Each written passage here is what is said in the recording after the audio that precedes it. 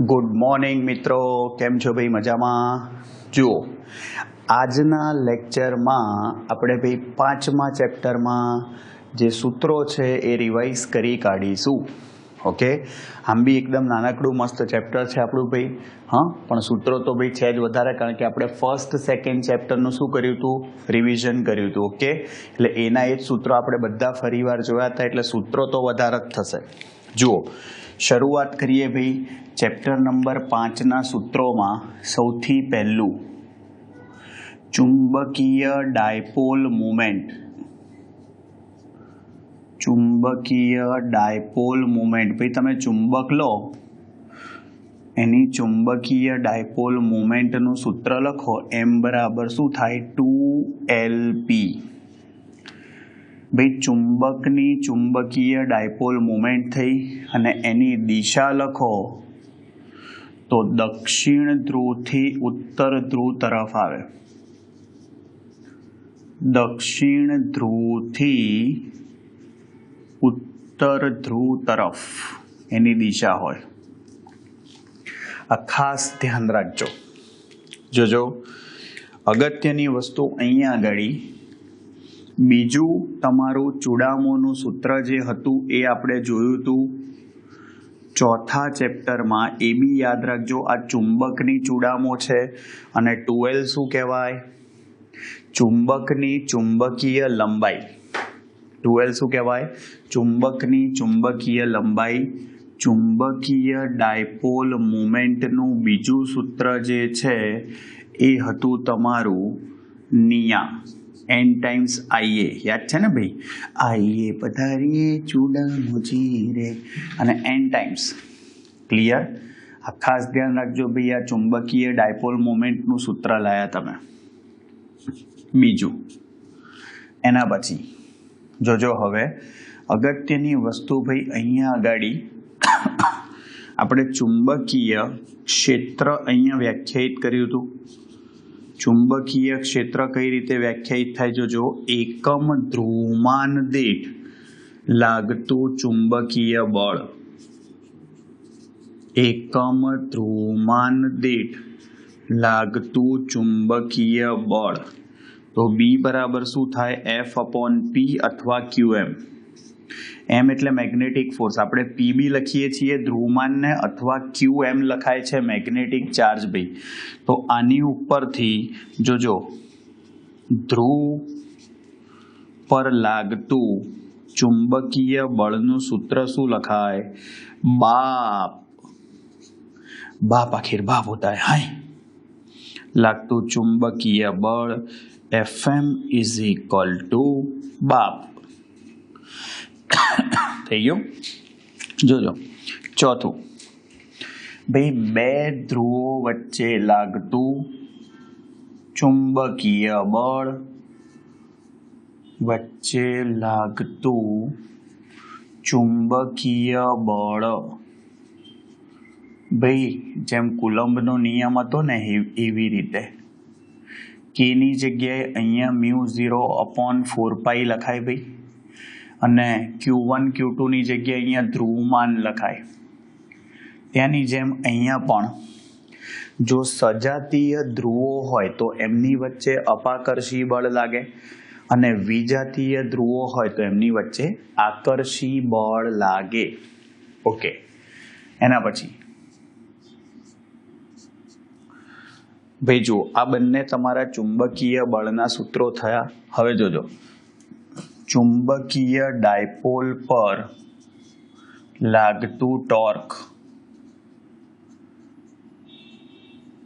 ચુંબકીય ડાયપોલ પર લાગતું ટોર્ક. સિમ્પલ ભાઈ, ટોર્કનું સૂત્ર શું લખાય? M×B થાય. તો આનું મૂલ્ય લખો તો શું આવશે? MB sin θ. ક્લિયર? આ ખાસ ધ્યાન રાખજો. હવે ભાઈ જોજો, ચુંબકીય ડાયપોલની કોણીય આવૃત્તિ. શું? ચુંબકીય ડાયપોલની કોણીય આવૃત્તિ. જો યાદ રાખવા માટે સિમ્પલ ભાઈ, ઓ મેઘા તારા ઘરમાં કોણ કોણ રહે છે? એટલે મેઘાએ જવાબ આપ્યો મમ્મી, બેન અને હું એટલે આઈ. ભાઈ આપણે ઓ મેઘાને પૂછ્યું કે મેઘા, ઓ મેઘા તારા ઘરમાં કોણ કોણ રહો છો? એટલે શું કે મમ્મી, બેન અને હું એટલે આઈ. ક્લિયર? તો આના ઉપરથી ભાઈ તમે ચુંબકીય ડાયપોલની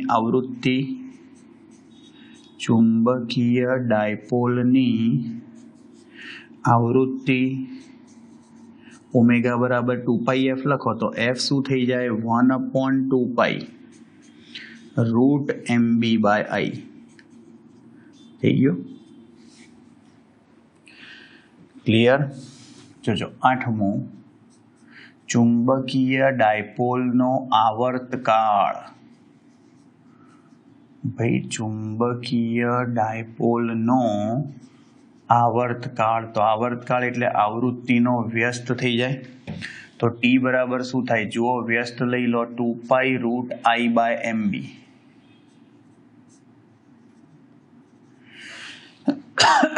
વ્યસ્ત થઈ જાય ને, આનાથી ઊંધું થઈ જાય. 3 સૂત્રો બહુ કામના છે, ધ્યાન રાખજો ભાઈ. એના પછી જોજો ચુંબકીય ડાયપોલ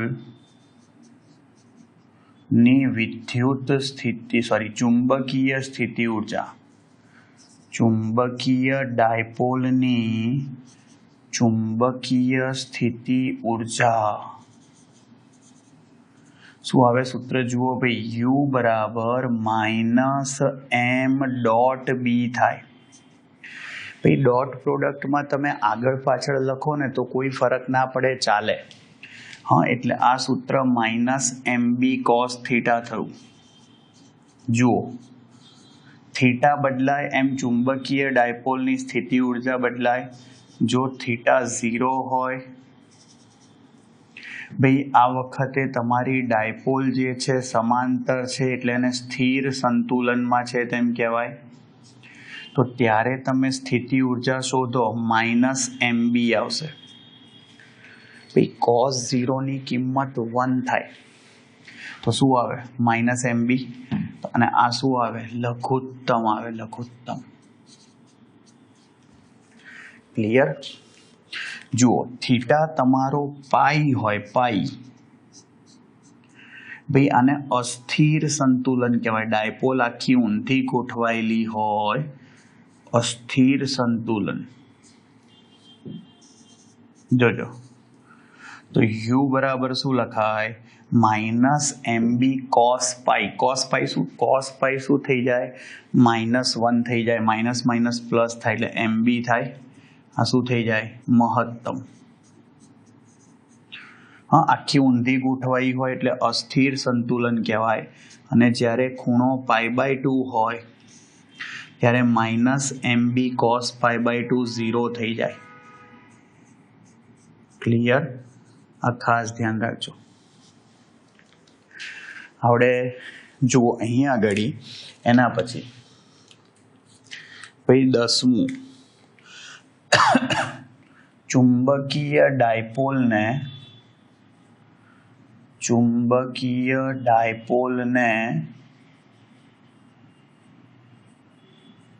θ1 થી θ2 કોણે ભ્રમણ આપવા માટે કરવું પડતું કાર્ય. ભ્રમણ આપવા માટે કરવું પડતું કાર્ય. તો જુઓ ભાઈ કરવું પડતું કાર્યનું સૂત્ર શું લખાય? W બરાબર mb * cos θ1 - cos θ2 થઈ ગયું. હવે ભૈયા ધ્યાન રાખજો, આ ચુંબકીય ડાયપોલને તમે θ1 થી θ2 કોણે ભ્રમણ કરાવો ત્યારે કરવા પડતા કાર્યનું સૂત્ર થયું. હવે જોજો ભાઈ ચુંબકની અક્ષ પર જોજો ચુંબકીય ક્ષેત્ર. ભાઈ ચુંબકની અક્ષ પર ચુંબકીય ક્ષેત્ર જોજો ભાઈ તમે ચુંબકની અક્ષ પર આપણે અંતર આર જ લઈએ છીએ ભાઈ કોપી પેલાની જેમ જ બી ઓફ આર સૂત્ર શું થાય જોજો 2kpr ત્યાં આવું આવતું હતું 2kpr upon r square minus a સ્ક્વેરનો સ્ક્વેર કેની જગ્યાએ અહીંયા μ0/4π થઈ જાય પીની જગ્યાએ અહીંયા ચૂડામો થઈ જાય r upon are square minus a नी जगह अहीं लंबाई थी जाए नो स्क्वेर ने पाछळ एम केप आवे पण खास ध्यान रखजो आपणा माटे आ सूत्र कामनुं छे r is very much greater than l माटे आर ए एल करता बहु ज मोटो होय एना माटे आर स्क्वेर नी सापेक्षे एल स्क्वेर ने अवगणी काढो तो तमारू अक्ष परનું ચુંબકીય ક્ષેત્ર આવું થશે જોજો μ0m અપોન 4π અંતરનો ઘન 2 વડે ગુણવાનું હા એમ કેપ આવડે અને ભાઈ ચુંબકની લંબ અક્ષ પર ચુંબકીય ક્ષેત્ર ચુંબકની लंब अक्ष पर चुंबकीय क्षेत्र चलो तो लंब अक्ष पर चुंबकीय क्षेत्र लखवा जाओ तो जुओ तमारू सूत्र आवी रीते लखाशे बी ऑफ आर जोजो माइनस आवशे केपी upon are square plus A square raise to 3/2 आवतुं तो त्यां तो के नी जग्याए μ0/4π पी नी जग्याए भाई शू आवे चूडामो upon are square plus A square plus minus में भूल ना थाय हम आमां माइनस एम केप आवे माइनस आगळ लखीए छे विरुद्ध दिशा में होय एटले अने हवे जोजो भाई सॉरी अहींया एल आवशे हो आपणा माटे एल ए ना आवे ने अहींया लंबाई होय एटले अने भाई r is very much greater than l माटे लखवा जाओ आर स्क्वेर नी सापेक्षे एल स्क्वेर ने अवगणी काढो जुओ तो सूत्र आई जशे μ0m 4π अंतरनो घन अने एम केप माइनस आगळ लखी काढ्युं छे આપણે જનરલી મૂલ્ય જ યાદ રાખવાનું થાય છે એટલે આપણે આવું જ યાદ રાખવાનું જુઓ અક્ષ પર હોય અક્ષ પર તો μ0m અપોન 4π અંતરનો ઘન 2 વડે ગુણવાનું અને લંબ અક્ષ પર કે વિષુવરેખા પર હોય તો 2 વડે નહીં ગુણવાનું હા જનરલી દાખલામાં દિશા કામમાં નથી આવતી મૂલ્ય જ કામમાં આવે છે ક્લિયર આ ખાસ ધ્યાન રાખજો आ चुंबकनी अक्ष पर अने लंब अने भाई आपणे नाना नाना एकदम क्यूट क्यूट चुंबको लईए छीए अने એટલા નાના નાના ચુંબકો હોય એટલે આપણા માટે આ જ સૂત્ર કામનું છે ગ્રેટર દેન એલ આ વાળું સૂત્ર આપણે કામમાં જનરલી આવતું જ નથી ક્લિયર આ ખાસ ધ્યાન રાખજો આવડે ભાઈ જુઓ એના પછી હવે ભાઈ તમારું 13મું સૂત્ર चुंबकीय फ्लक्स जोजो भाई चुंबकीय फ्लक्स भाई चुंबकीय फ्लक्स नु सूत्र शू थाय B.S बस आ मैग्नेटिक फ्लक्स थयुं BS cos थीटा S एटले सरफेस एरिया ए पण लखी शको तमे फैबा पंचायत कर આપણે ના કહીએ ફૈબા B.A એવું બી લખી શકો ભાઈ જોજો અને અહીંયા આગળ થીટા પર આધાર રાખે તમારું ચુંબકીય ફ્લક્સ અગત્યની વસ્તુ જોજો તમે આવી રીતે બી લખી શકો સંકલન B.DS ભાઈ આને ચુંબકીય ક્ષેત્રનું પૃષ્ઠ સંકલન કહેવાય તે પૃષ્ઠ પરનું ક્લિયર આ ખાસ ધ્યાન રાખજો જો ખૂણો 0 less than or equal to theta less than π/2 હોય તો તમારું ફ્લક્સ ધન હોય હા મેગ્નેટિક છે અહીંયા એટલે φm લખીએ છીએ જો ખૂણો થીટા જોજો π/2 less than theta less than or equal to pi હોય તો તમારું ફ્લક્સ ઋણ હોય, મેગ્નેટિક ફ્લક્સ. અને જો થીટા π/2 હોય એક્ઝેક્ટ cos π/2 0 થઈ જાય એટલે તમારું ચુંબકીય ફ્લક્સ શૂન્ય થઈ જાય. હા, આ ખાસ ધ્યાન રાખજો ભાઈ. અને ભાઈ ચુંબકત્વ માટે ગાઉસનું પ્રમેય લખવું હોય, જોજો ચુંબકત્વ માટે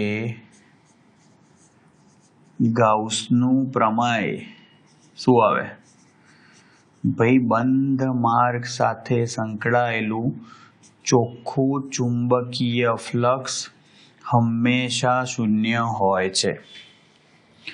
હા, બંધ માર્ગ પરનું ચોખ્ખું ચુંબકીય ફ્લક્સ શૂન્ય હોય છે.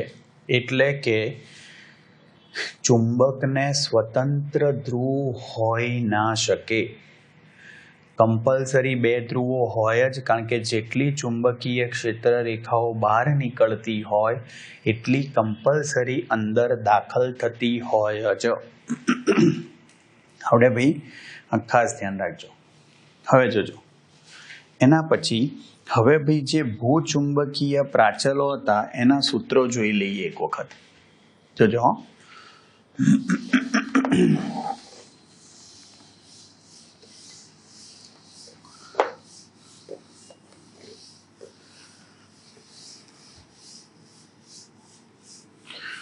તારી નદીઓ પાછી વળશે,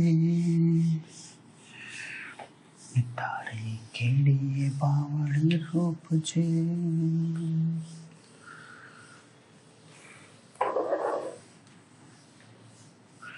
સપના વિનાની આખી રાત, સપના વિનાની આખી રાત. જોજો ભાઈ, સિમ્પલ ભાઈ તમારું સૂત્ર છે. જોજો 17મું સૂત્ર. 17, 18 નંબર ભૂલી ગયો ભાઈ શું હતો છેલ્લે, જે હોય જોઈ લેજો તમે. હું 17 થી લખું છું.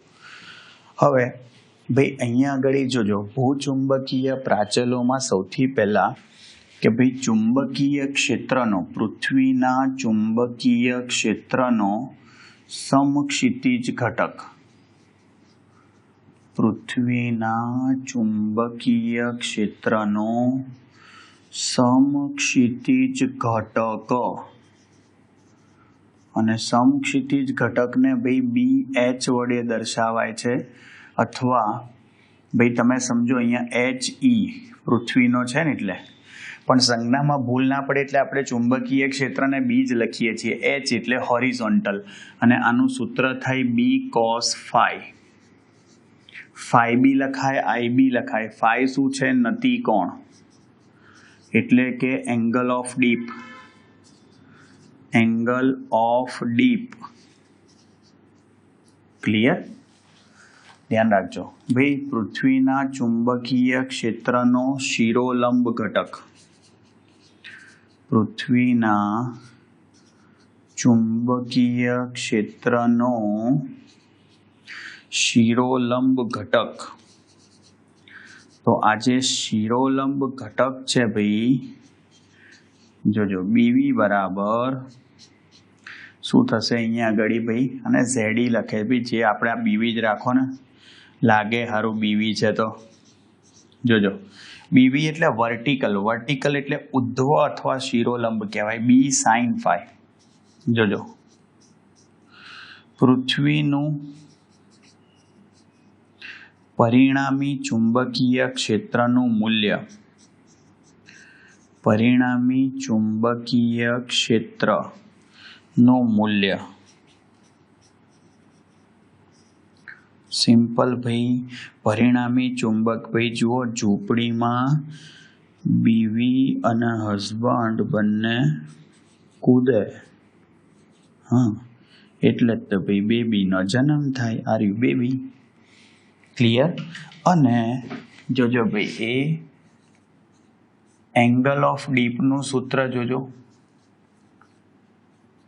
એંગલ ઓફ ડીપ નથી કોણ, એનું સૂત્ર થાય tan phi બરાબર ઉપર બીવી નીચે હસબન્ડ. આમાં શું તમને લોકોને બાયોલોજી સ્વરૂપમાં જલ્દી યાદ રહે છે ભાઈ સૂત્રો. એટલે જોજો ભાઈ 21મું જોજો 21. હવે ભાઈ જો અહીંયા ડેક્લિનેશનનું કોઈ સૂત્ર નથી. ડેક્લિનેશન એટલે જીઓગ્રાફિક મેરિડિયન ને મેગ્નેટિક મેરિડિયન વચ્ચેના કોણને કહેતા હતા આપણે. અને હવે ભાઈ છેલ્લે જોજો મેગ્નેટાઇઝેશન અથવા મેગ્નેટાઇઝેશનની તીવ્રતા. મેગ્નેટાઇઝેશનની તીવ્રતા જો ભાઈ મેગ્નેટાઇઝેશનની તીવ્રતાનું સૂત્ર લખો તમે, મતલબ એનો વ્યાખ્યા લખો ભાઈ. જુઓ એકમ કદ દીઠ ચુંબકીય ડાયપોલ મુમેન્ટને શું કહેવાય? યસ, મેગ્નેટાઇઝેશનની તીવ્રતા. એટલે આવું લખાય એમ નેટ કુલ ચૂડામો. સંખ્યા આપી હોય તો ગુણવી પડે, એકની આટલી તો આટલાની, એટલે નેટ લખી છે કદ. આવડે? અને આનું સૂત્ર આવું થાય જોજો મની. યાદ છે ને? અને આ મેગ્નેટાઇઝિંગ પ્રવાહ અથવા બદ્ધ પ્રવાહ કહેવાય. જોજો IM ને મેગ્નેટાઇઝિંગ અથવા બદ્ધ પ્રવાહ કહેવાય. મેગ્નેટાઇઝિંગ પ્રવાહ સ્પિન બધી સમાંતર થવાને કારણે બાહ્ય ચુંબકીય ક્ષેત્રની હાજરીમાં. એટલે આને IB વડે પણ તમે દર્શાવી શકો. બદ્ધ પ્રવાહ, બાઉન્ડ કરંટ. એટલે સૂત્ર શું થયું? મની. ક્લિયર? એના પછી ચુંબકીય તીવ્રતા. જોજો ચુંબકીય ક્ષેત્રની તીવ્રતા અને ચુંબકીય તીવ્રતા બંને અલગ અલગ વસ્તુઓ છે. ચુંબકીય તીવ્રતાનું સૂત્ર થાય હની. અને અહીંયા જે I છે ને એ ફ્રી પ્રવાહ છે. I શું છે? ફ્રી પ્રવાહ. મતલબ આપણે બેટરીથી પસાર કરતા હોઈએ એ. હા, આ ખાસ ધ્યાન રાખજો. ફ્રી એટલે મફતમાં નહીં, મુક્ત, એમ એવી રીતે મુક્ત પ્રવાહ. ક્લિયર? આ ધ્યાન રાખજો. 23 જોજો ભાઈ. એના પછી ભાઈ B ઇઝ ઇક્વલ ટુ ચુંબકીય ક્ષેત્ર, ચુંબકીય તીવ્રતા અને મેગ્નેટાઇઝેશનની તીવ્રતા વચ્ચેનો સંબંધ. ભાઈ B is equal to μ0 into M plus H. Okay, આ ખાસ ધ્યાન રાખજો. હા, તમે આવી રીતે બી લખી શકો B by μ0 minus M is equal to H. બધું સરખું જ થયું. અને હવે જોજો ભાઈ માધ્યમની ગેરહાજરીમાં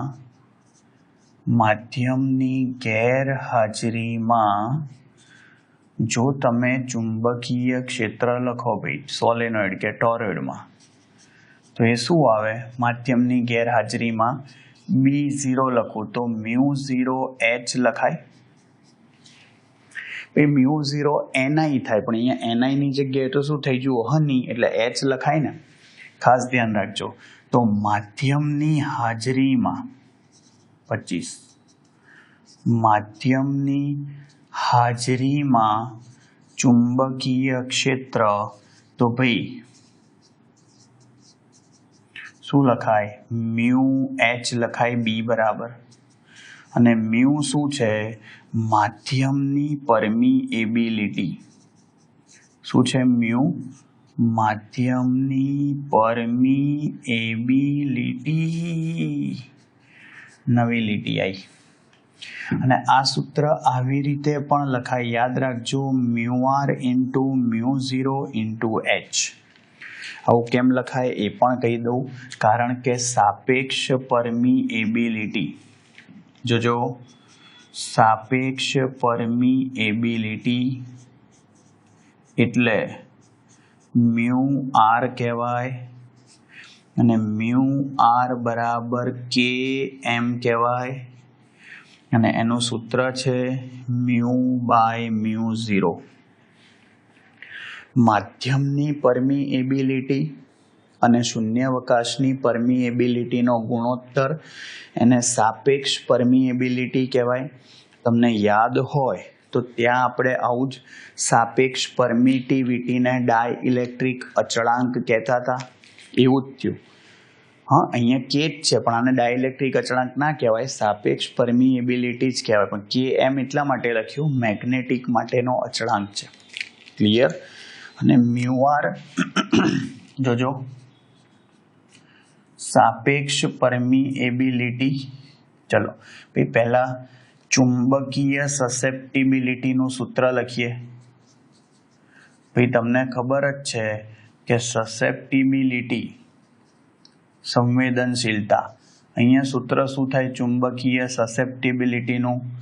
ભાઈ મેગ્નેટાઇઝેશનની તીવ્રતા અને ચુંબકીય તીવ્રતાનો ગુણોત્તર. સમજી ગયા? અને ધ્યાનથી સમજજો એમ અને એચ એ બંનેનો એકમ એમ્પિયર પર મીટર થાય. કારણ કે બંને એકમ લંબાઈ દીઠ પ્રવાહ છે એટલે બંનેનો એકમ એમ્પિયર પર મીટર થાય. તો ભાઈ ગુણોત્તર છે એટલે અહીંયા ઝાયમનો એકમ શું થાય? કાય એમ અથવા ઝાય એમ બોલાયાને, એટલે આ એકમ રહિત થઈ જાય. ભાઈ લહેરા તો એક્સ જ છે સિમ્બોલ, પણ મેગ્નેટિક યાદ છે ને ભાઈ? લહેરા તો હા સેમ વસ્તુ ભાઈ. તો જો શું કહે છે અહીંયા? હા ભાઈ તમે ઝાય એમ અથવા કાય એમનું પારિમાણિક સૂત્ર લખો તો M0 L0 T0 થઈ જાય. આવડે ભાઈ? ધ્યાન રાખજો. અને જુઓ ભાઈ ચુંબકીય સસેપ્ટિબિલિટી ઝાયમ અને સાપેક્ષ પરમિએબિલિટી વચ્ચેનો સંબંધ. ભાઈ આ બે વચ્ચેનો સંબંધ તમે લખવા જાઓ, સાંભળજો તો યાદ રાખજો, કાયમ યાદ રાખો, કાયમ બરાબર 1 + જાયમ. સૂત્ર પોતે જ એવું કહે છે મને કાયમ યાદ રાખો, કાયમ બરાબર 1 + જાયમ. થઈ ગયું? જોજો 29. ભાઈ પેરામેગ્નેટિક પદાર્થો માટે ક્યુરીનો નિયમ. પેરામેગ્નેટિક પદાર્થો માટે ક્યુરીનો નિયમ.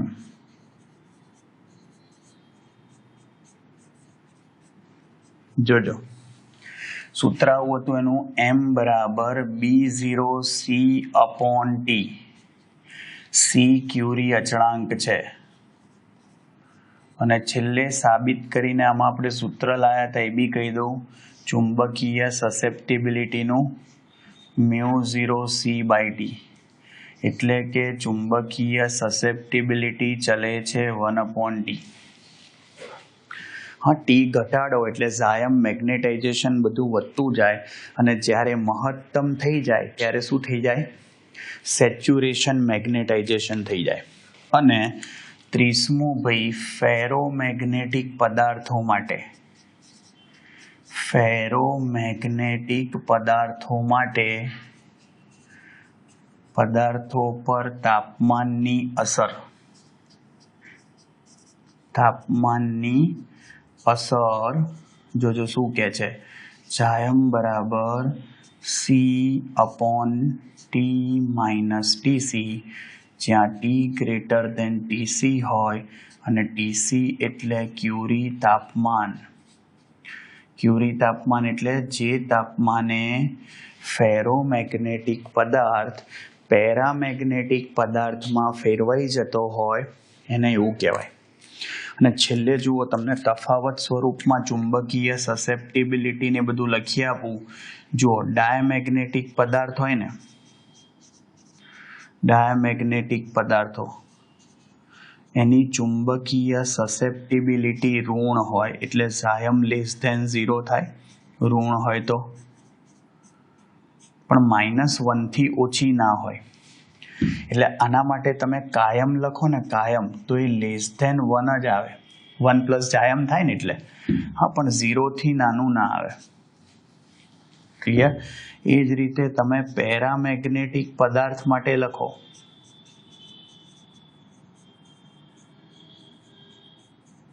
તો એમાં ચુંબકીય સસેપ્ટિબિલિટી ગ્રેટર ધેન 0 થાય એટલે ધન હોય.